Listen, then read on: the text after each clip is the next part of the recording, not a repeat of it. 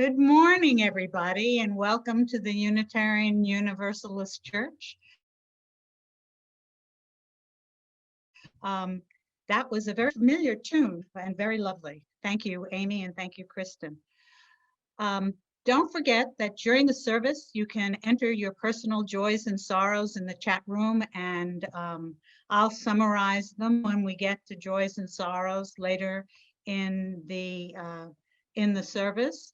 And please don't forget that the church continues to need our financial gifts to sustain it and its work in the community. You can donate electronically by visiting the website at uumeadville.org. You can also mail your checks directly to Jody at the church office. And as a reminder, this month's Share the Plate recipient is the Meadville Free Clinic.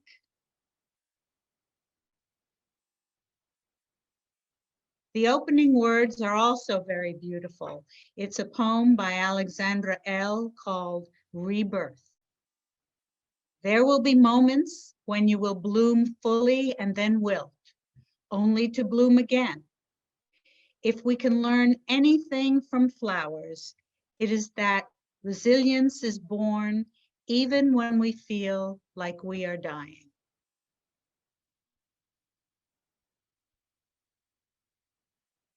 Rick will be lighting the chalice as we repeat these words, if you want to join me.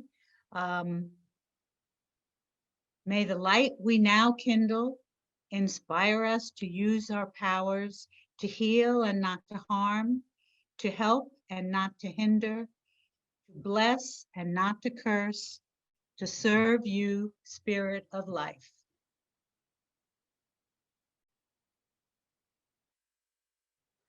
Please join me in the unison affirmation of covenant and mission. Our covenant is to be a loving, joyful community that nurtures spiritual growth, promotes compassion, social responsibility, and service in an atmosphere of mutual trust. Our mission is to be a faith community devoted to love and respect, reason and justice.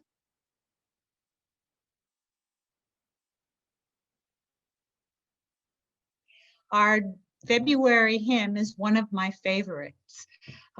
Many thanks to the Kitsap Unitarian Universalist Fellowship in Washington State. Gather the Spirit.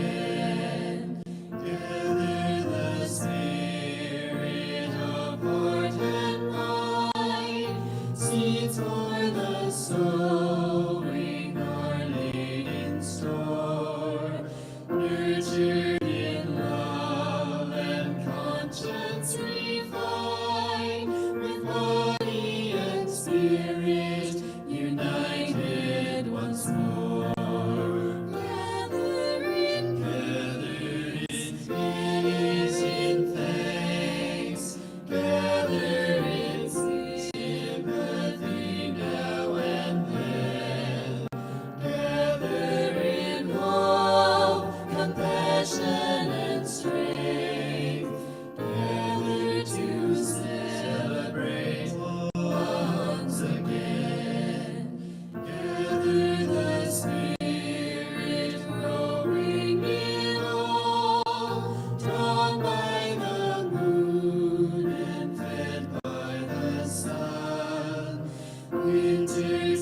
spring and summer to fall, the chorus of life resounding in all. Gather in peace, in thanks, gather in sympathy now and then, gather in hope, compassion and strength, gather to celebrate once again.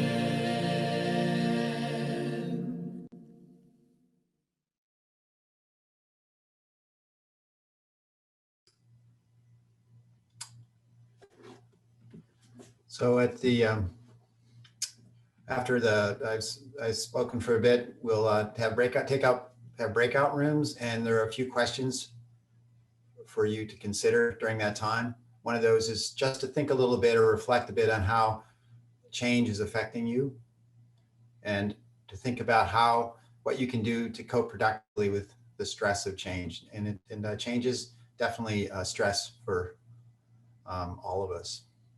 So a few questions to think about later.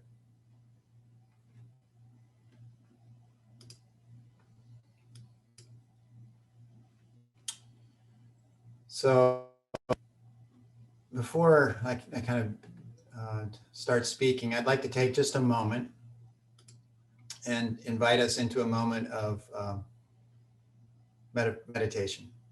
So if you'd be more comfortable, I would ask that you could turn off your cameras if you'd be more comfortable, but if you can, please close your eyes.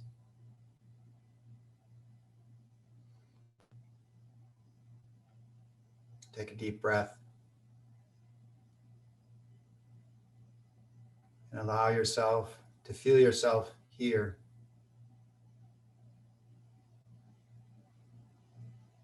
Settling into your seat.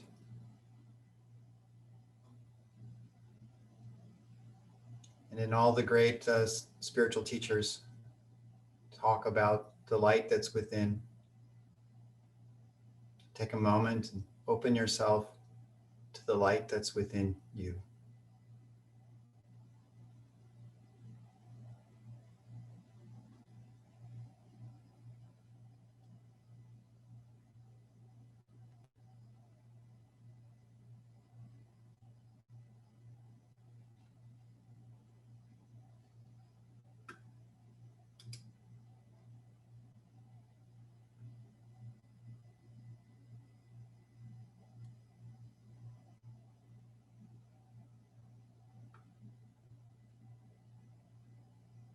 Thank you.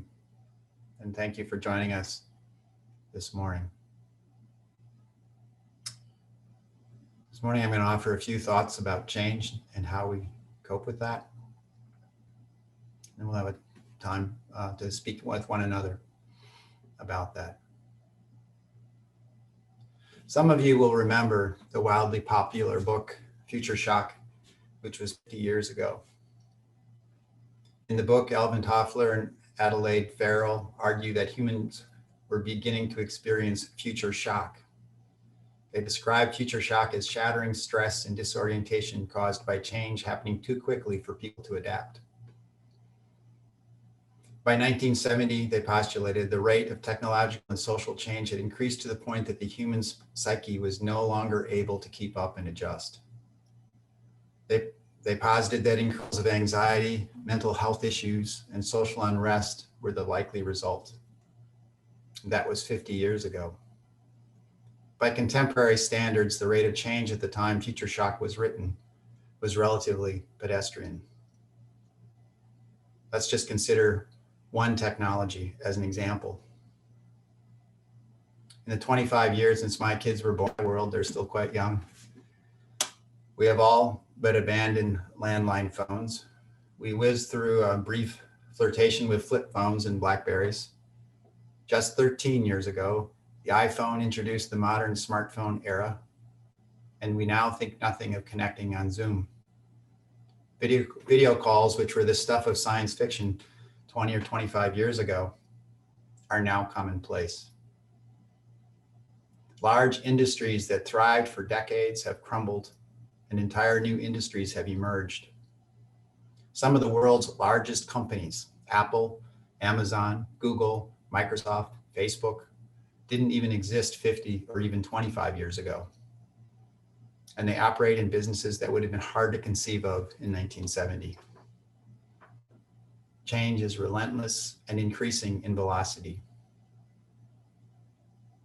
And it's not just our built environment that is changing. Climate change is real and accelerating. We see the effects of it in the world around us. Weather patterns are changing. Food production is being disrupted. Violent storms are becoming more common. Sea levels are rising. Climate change and the associated environmental disruption is everywhere. We can feel, if we sit with ourselves or with others, we can feel the stress that change is causing.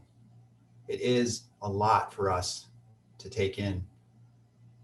Humans weren't created to change at this rate. Evolution takes thousands. That's the normal pace of change for humans. And all this change, the change that I've mentioned, was happening already in 2019. 2020 and the change driven by the pandemic is just a bonus on top of all that. Change is happening and it's causing. This was true before, and it will be true when we emerge from this immediate crisis. Technological change is driving changes in our built environment. Climate change is driving change in the natural environment. Together, they are driving social change at an ever-increasing rate. Change is the new normal, and we need to learn how to adapt and to thrive in it. Fortunately, there are things we can do to help ourselves maintain good physical, emotional, and spiritual health, even in these challenging times. And it's more essential now than ever that we take care of ourselves, not just for ourselves, but for those around us and for our community. When we are stressed, we make bad decisions. The more stressed we are, the more reactive and the less reflective we become. Under extreme stress, our planning horizon shrinks to zero, and we have only two choices, fight or flight. And if we are all in that state of fight or flight all of the time, nothing good can come of it.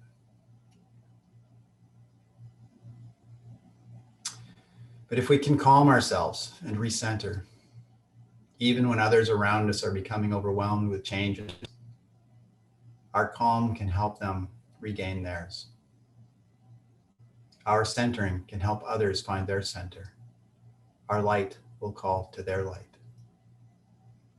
Now, more than ever, we are called to be a beacon of calm and a mount of change. We are called to engage in a few simple practices to bring healing to ourselves, to our community, and to our world.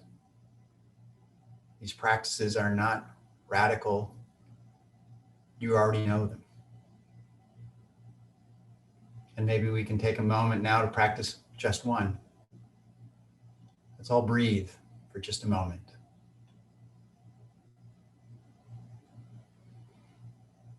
I realized as I was reading that just thinking about the rate of change causes my blood pressure to increase. Breathing can help. And there are other things we can do. We can take care of our physical selves. We can eat at predictable times, prioritizing eating those things that we know support health. As they say, eat more vegetables, legumes, and whole grains. Enjoy but go easy on animal products and fruit. Avoid most added sugars and processed foods, but let's not get carried away. Let's enjoy our food. Sleep enough and on a regular pattern. Virtually everyone needs at least 8 hours of sleep. Some of us need more. It's well documented that we can learn to live with less, but it usually comes at a real cost to our physical and emotional health. Go to bed time each day and allow yourselves 8 or more hours of sleep. Exercise regularly, but not excessively. Walking, running, swimming, cycling, yoga, tai chi, lifting, and more. All of them are calming and rejuvenating if we allow ourselves to settle into them. So take care of your physical self. Second, we can remove sources of stress. And our biggest source of stress is probably not the rapid pace of change, but our obsession with it. So we can limit our exposure to electronic and digital media. This can be particularly true and important, I think, when we are taking care of our physical needs. Turn off the television and the news when you're eating or exercising. Allow yourself the time away and an opportunity to immerse yourself in your lived physical experience.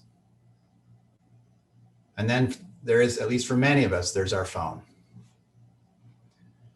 Numerous studies have demonstrated that having your phone where you can see it causes stress. Just by seeing it causes stress, and it reduces your ability to concentrate or decompress. The pace of communication has convinced us that we need to be informed of everything in real time. It's not true. You can test that. Practice living without your phone by leaving it in another room with the sound off when you are eating, sleeping, or exercising. For some of us, that's hard. We have become habituated to the constant ping of our, yet being without the constant drip of stimuli from these digital media won't kill us. It will help us heal.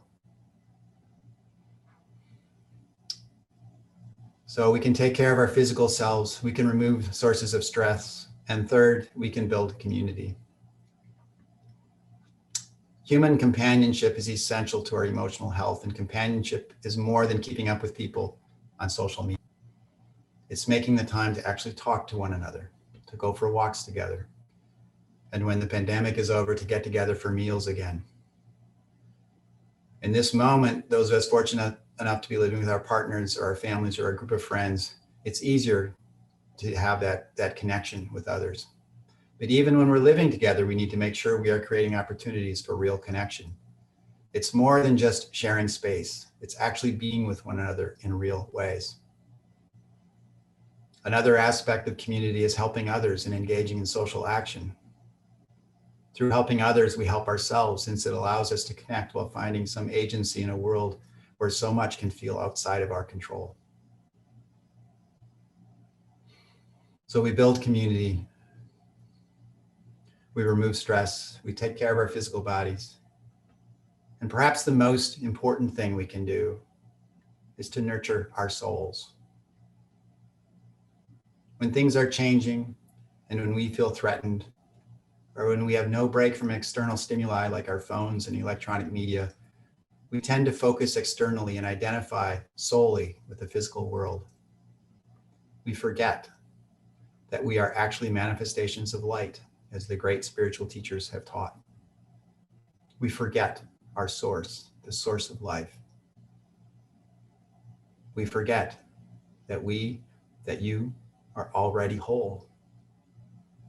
No amount of change in our external world can change that essential reality.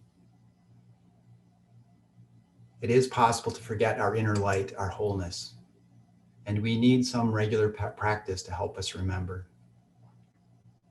A daily 15-minute sitting meditation or time of prayer is great, but it's not perhaps for everyone.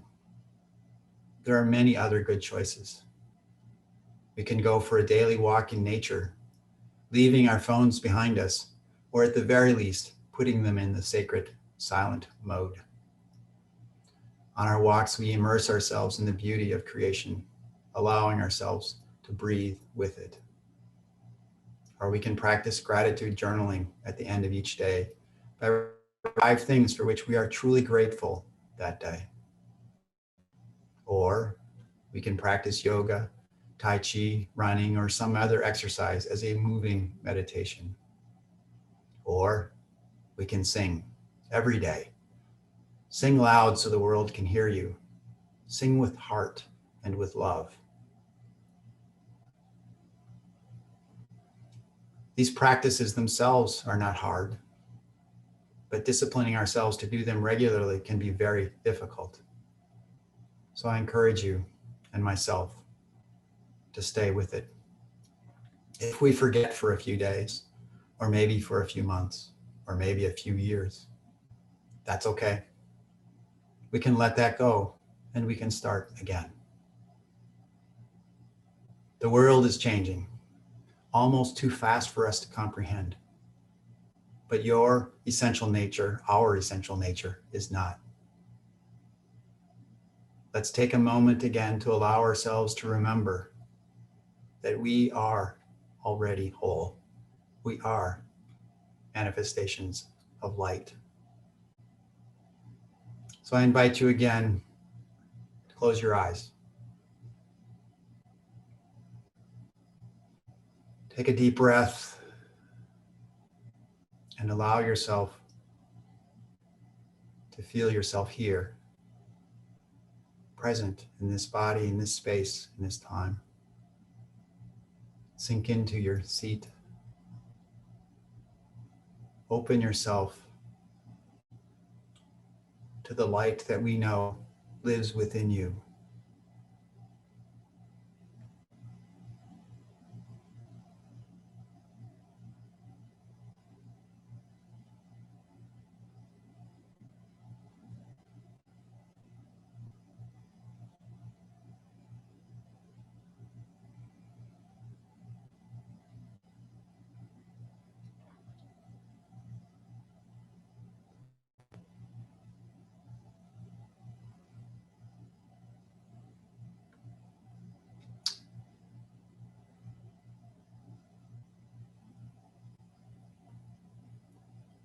And now as we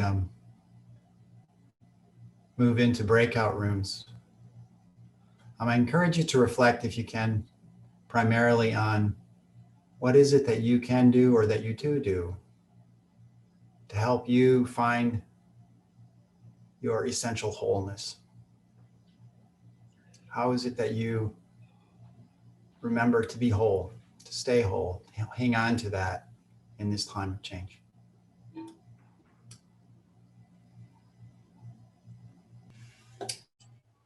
So I thought we transition joys and sorrows. It would be worth mentioning that change is not just affecting us as individuals. It's affecting our church. The culture is, I'm sure we're aware, right? The culture has moved away from embracing the kind of church and the church offerings we had in the 1960s and 70s. And so we're at a moment really now where we're being called to develop a new model for the UU church that addresses current needs. The people in our broader community, like us, need to be mindful of how they can attend to their physical, emotional, and spiritual needs. And it's probably not in the way that we have done that historically. So as a church community, I feel like we're being called to reflect on what role we are called to in supporting our community in that work. So the board's been reflecting on that. We'll be bringing that question to you in various ways over the coming months. And so since we're thinking about change and how we work with change, if you feel inspired, I hope you might reflect on that, perhaps, and talk about that a bit during coffee hour today. What should be our role as a church in helping our community adapt to change?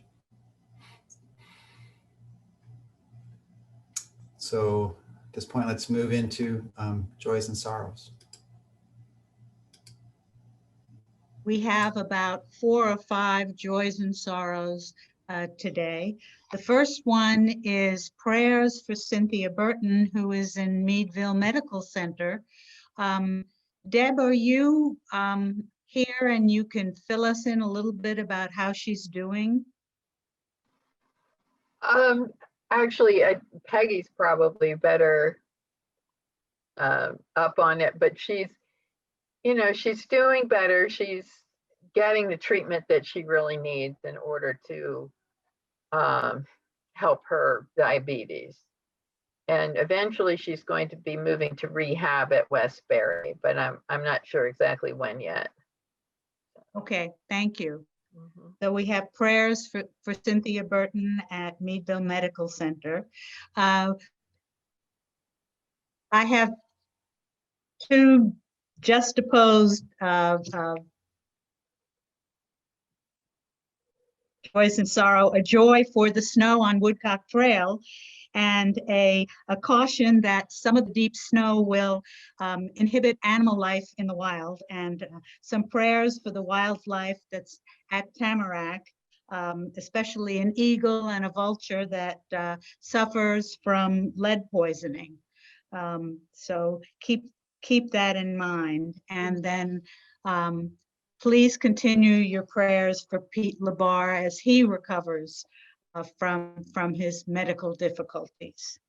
That's all I have in the chat room. And so if you have a joy or a sorrow that you haven't voiced, know that this community is with you, whether or not, and prayers for everyone. Thank you.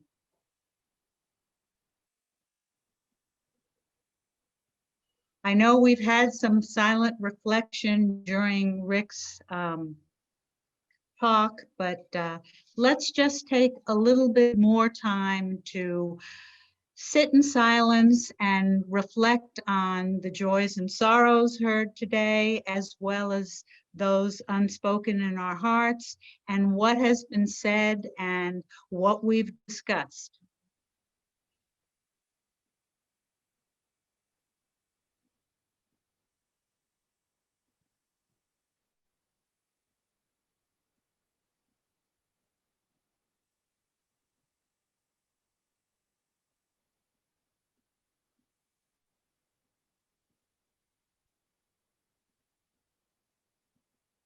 Okay, let's now move on to the chalice extinguishing and closing words that you know. You can repeat them with me if you'd like to. And Rick will turn off the chalice he lit. We extinguish this flame, but not the light of truth, the warmth of community, or the fire of commitment. These we carry in our hearts until we meet again.